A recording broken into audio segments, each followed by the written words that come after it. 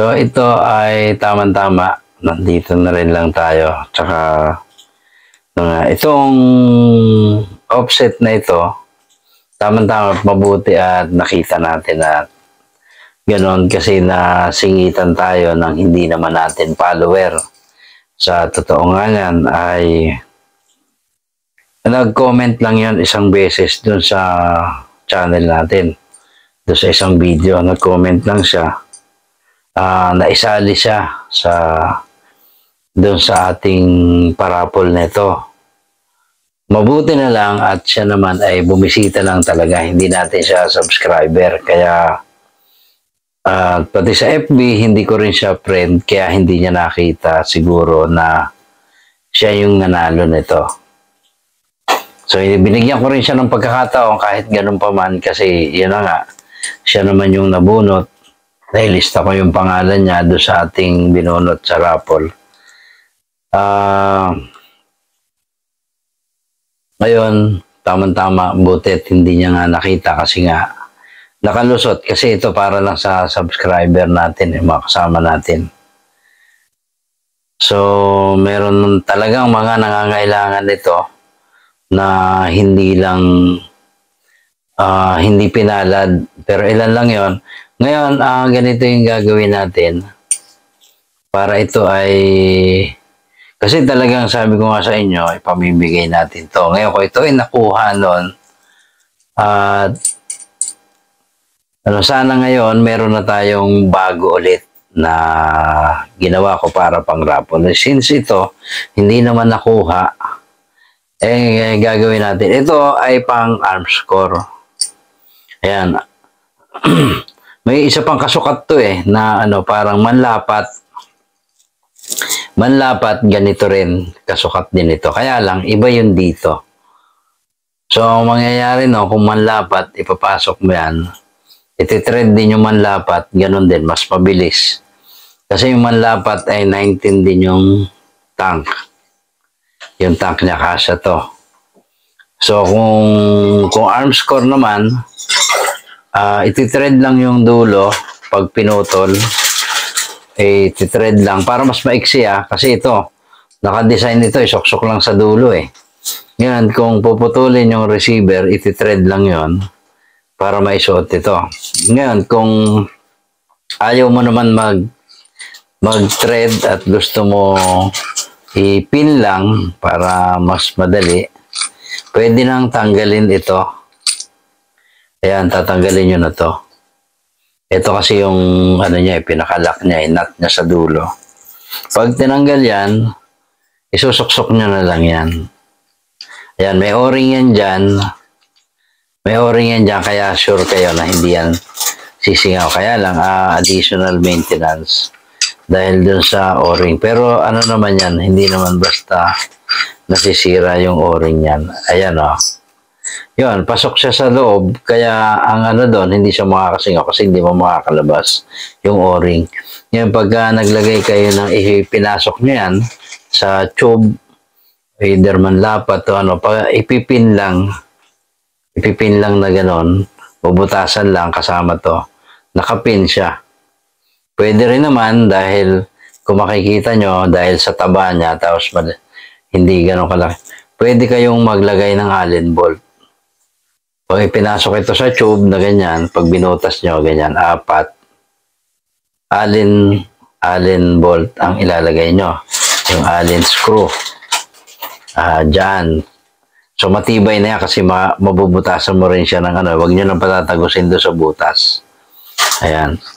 Ngayon, ang gagawin natin, maglalagay tayo ng para dito, may nagbigay sa akin ng tip na ang pagkuha ng winner ay dadaan na lang natin sa loto.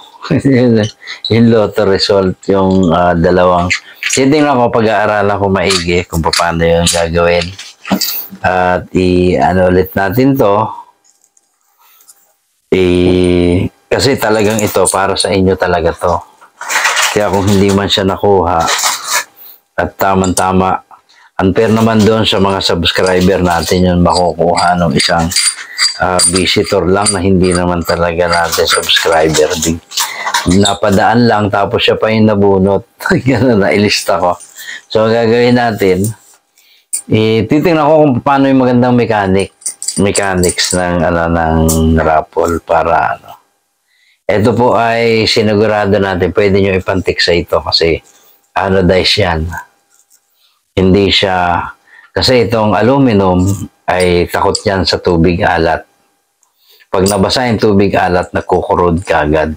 Para siyang nalulusaw, nagkukurod siya, nagiging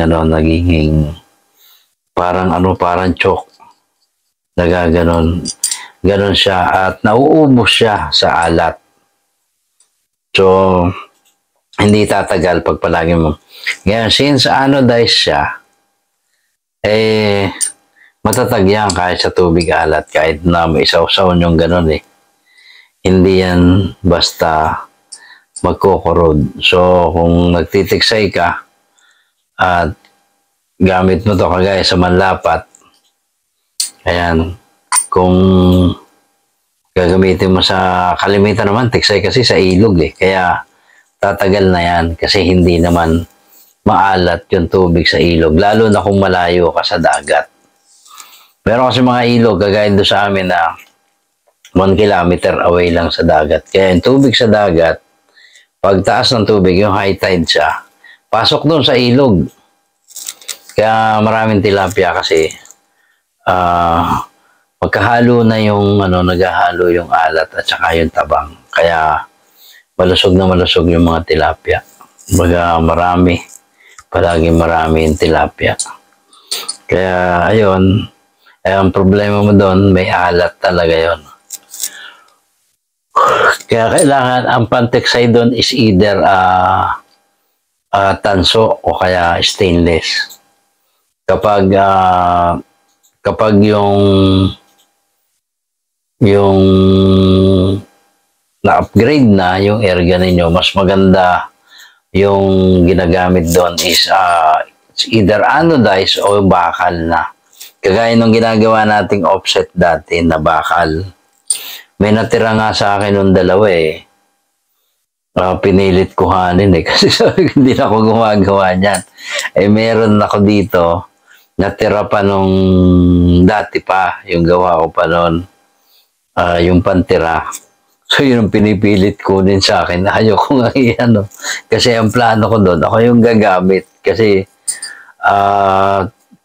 pag pumupunta ako, nagtitiksay ako doon sa medyo ninenervous ako, lalo na nung hindi ako nakakapag-anodize kasi wala tayong dye.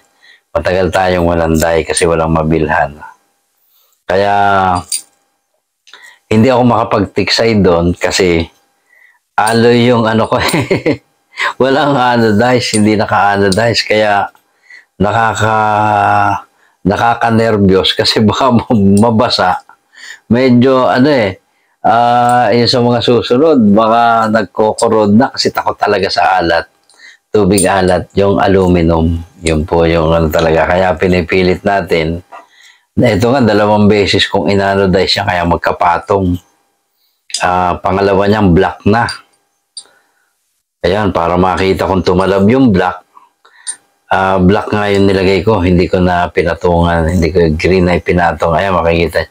Tapos yung mga hindi tinalaban nung una, kagaya nung thread, na anodize ko siya magkasabay. Yung thread, hindi napasok ng anodize. So, ngayon, pinagkalas ko na siya.